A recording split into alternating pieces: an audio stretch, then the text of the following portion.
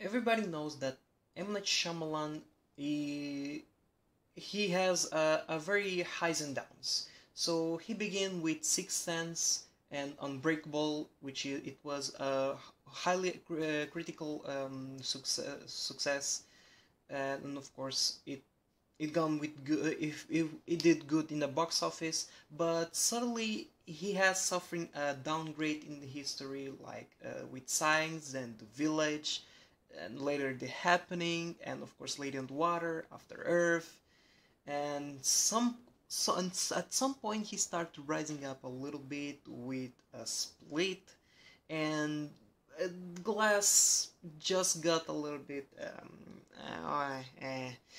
and of course the worst one, it was The Last Airbender. Everybody agrees with that. But today, I'm gonna create this segment. It's gonna be called how, like, terrible films that the premise has no sense should be fixed. So today I'm gonna pick up one of Shyamalan's story, which I'm not gonna lie, I actually got a little bit fascinated with the story. Um, the premise, it has a good potential, but unfortunately, it was poorly executed, and I think M. Night Shyamalan should work a little bit more on the story, and it should have to take he should take a little bit more time on it. And so I wrote down some parts that I think it might fix and make the M. Night Shyamalan story Lady on the Water way better. So if you watch the movie, this movie it doesn't make completely sense, guys. It doesn't make sense. The story of a chosen one who predicts the future by reading um, uh, on the cereal box. Um, there's also eagles who they came up for unknown reason. Then there's this guardian who has only a few minutes of screen time in the early beginning, and in the end, I don't know why. And of course, there's three creatures who came out of nowhere in the nearly end. Spoilers, by the way, if you didn't saw it, whatever, fuck it. Anyway, so today I wrote them.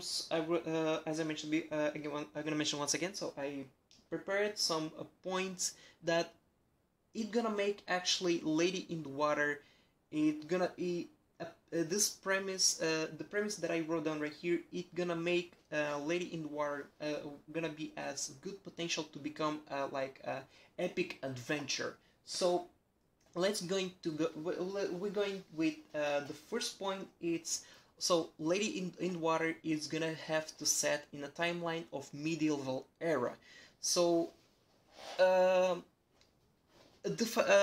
as everybody knows, fantasy films usually they have to be in the medieval era, like Lord of the Rings, except Harry Potter, of course, and the Chronicles of Narnia. So Harry Potter is set in the like in an imaginary world or magic world, but at the same time they have some elements in the so it takes place in the modern era.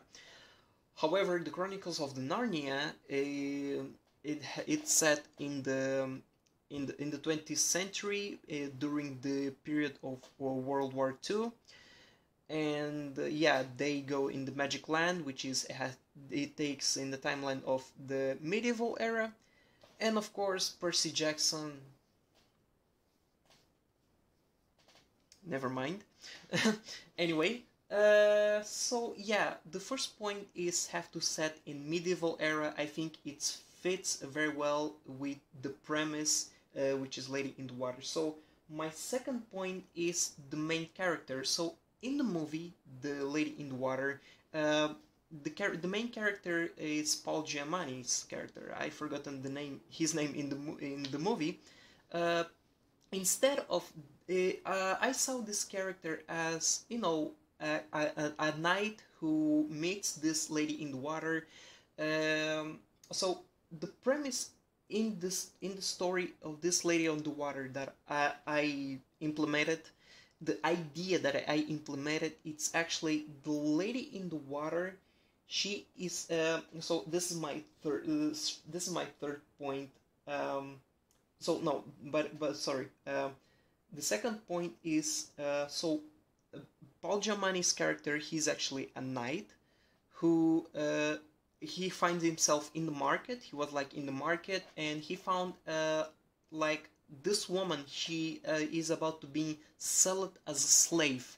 So Paul Giamatti's character in this medieval era, he is actually a knight who has a sword or a bow, an arrow, and some kind of stuff, and of course he buys the this lady in the water, which is Bryce Dallas Howard's character, to prevent her to being sold as slave. So basically, he rescued her, and so through the time of the movie or the story, they get to know each other much way better. This is the point that they actually develop the character, or in this case, where they have the character development. And of course later, which we're going to the third point, which is so right there during the character development of when they know each other, she reveals where she came from, which is she came from underwater, water world, whatever, and of course she reveals why she was doing there. So she actually in the land she actually she's searching for the chosen one. So in the original movie, there was a chosen one, but it was a little bit ridiculous. So right here in this story of the Lady of the Water, I decided to change that.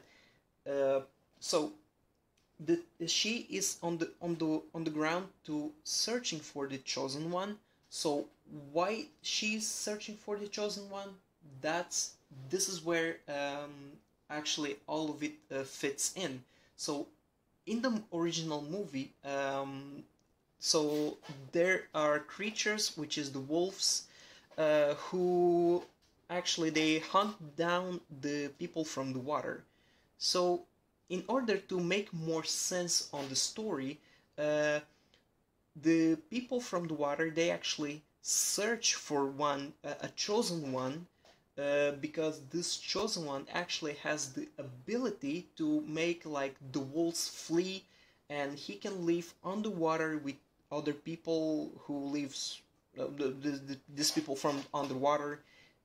So he's something like more of a guardian, like he protects these people. The chosen one protects these people to prevent the people being hunted down by the wolves. So so the fourth point, I say the fourth point, so this is the fourth point that I mentioned. So the chosen one has the ability to make the wolves flee, of course. And yes, also the fifth point. So that the chosen one has the ability to breathe and have a normal life underwater with other people for the rest of his life, until he dies, and the people who lives underwater search for another chosen one to going to protect them against the wolves. So basically the synopsis is gonna be a little bit like this. So this night, the night, he goes to the market, and he rescue this woman who was about to be who was about to being sold as a slave. But he buys her in order to rescue her, because he felt maybe some kind of empathy or something, I don't know. She later reveals to her that she came from this land, and she was looking for the chosen one, and he agrees. The knight agrees to help her in order to find this chosen one. So they go into this quest together in order to find the chosen one. Of course, there's some obstacles, which is the wolves. This is where this is why the knight character fits very well, because he has a sword or any kind of weapon to protect the lady in the water against the werewolves. So he fights against the werewolves or something like that. And yeah, so this is the elements that I implemented in the Lady in the Water to make uh, to feel more like a good epic adventure. Maybe it's not gonna be perfect, but or decent, but maybe it's not gonna be perfect. But who knows? I don't know. Maybe it will. I don't know. It depends how the director in the future. I really hope that they're gonna grab this project again to make something good, because a lot of people are just doing remakes, and they just pick it up, some other ideas that it's already good, like remakes of good movies, and yeah. I think they should pick up some bad movies, recreate it like into a good one and execute it well.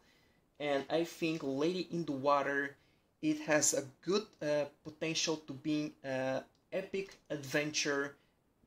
Is not gonna top the Lord of the Rings. It's not gonna be like in the same level of the Lord of the Rings or Star Wars, but I think it's gonna be really good if they will recreate the idea, the lore itself, the characters, the timeline set. I think it will be just good. Okay.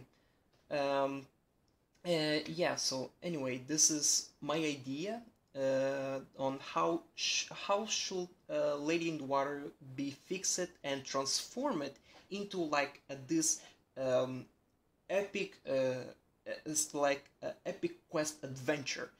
It will be very exciting. Who knows? Who knows? I don't know. I don't see the future. Um, but I think the directors in Hollywood, if you're watching this, please grow some brains. There's a lot of good.